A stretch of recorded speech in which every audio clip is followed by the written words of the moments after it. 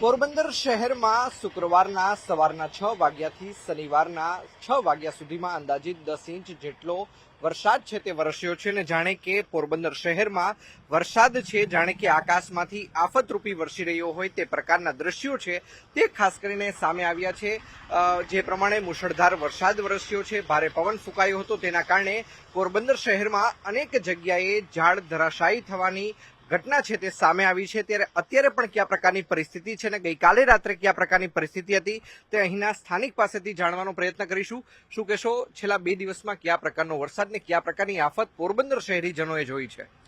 છેલ્લા 2 દિવસથી ખૂબ જ વરસાદ પડેલ છે અને એમાં ઘણા વૃક્ષો, પવન સાથે વરસાદ હોવાથી ઘણા વૃક્ષો પણ ધરાશાયી થયા છે અને અત્યાર સુધીમાં પોરબંદરમાં કોઈ દિવસ પડ્યો ન હોય એવો વરસાદ મેં જોયો છે કે ગોઠણ સમા સુધી, કમર સુધી પાણી પણ આવી ગયા હતા।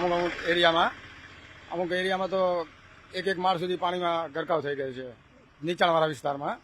ખૂબ જ વરસાદ પડ્યો। અત્યારે ગઈ રાતથી થોડુંક વરસાદે વિરામ લીધેલું છે। અત્યારે જનજીવન થોડુંક વ્યવસ્થિત બનતું એવું લાગે છે, પણ આગામી હજુ થોડીક આગાહી તો બતાવે છે હવામાન ખાતા કે આગામી પણ 1 દિવસ સુધી હજુ વાતાવરણ ખરાબ રહેશે। ખાસ કરીને અમે જોઈ રહ્યા હતા કે તમે તમારું વાહન છે તે હંકારીને જઈ રહ્યા હતા। શું પાણીની અંદર ડૂબી ચૂક્યું હતું, તેના કારણે તકલીફો થઈ છે અને કયા કયા વિસ્તારો જે પાણીમાં ગરકાવ થયા હતા, શું કહેશો? હા, આ મારું વ્હીકલ છે ને, અહીંયા નવાફોરા પાસે હું બેંક પાસે ઊભો હતો ને, તો ત્યાં મારું વ્હીકલ ટોટલી પડી ગયું હતું અને એની અંદર આખું ટોટલી પાણીમાં જ હતું। પછી હું અહીંયાથી ઊભો કરીને લડાઈ આવ્યો તો પણ ઉપડ્યું નહીં પણ। એટલે અત્યારે આમ જોઈએ તો જનજીવન બહુ ગઈકાલ સુધીમાં તો બહુ ખરાબ હતું।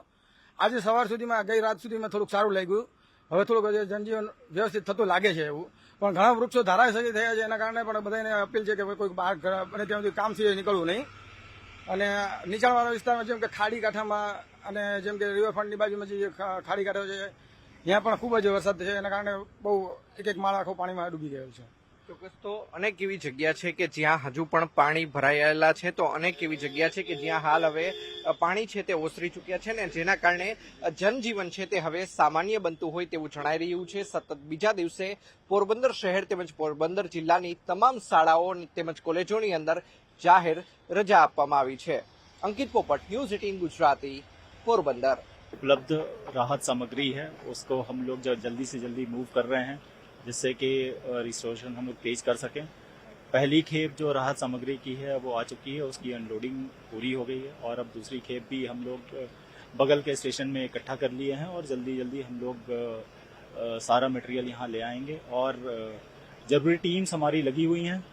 हमारी कोशिश है कि जल्दी से जल्दी इस स्थिति से निपटें और जल्दी जल्दी हम लोग ट्रैक को रिस्टोर कर सकें।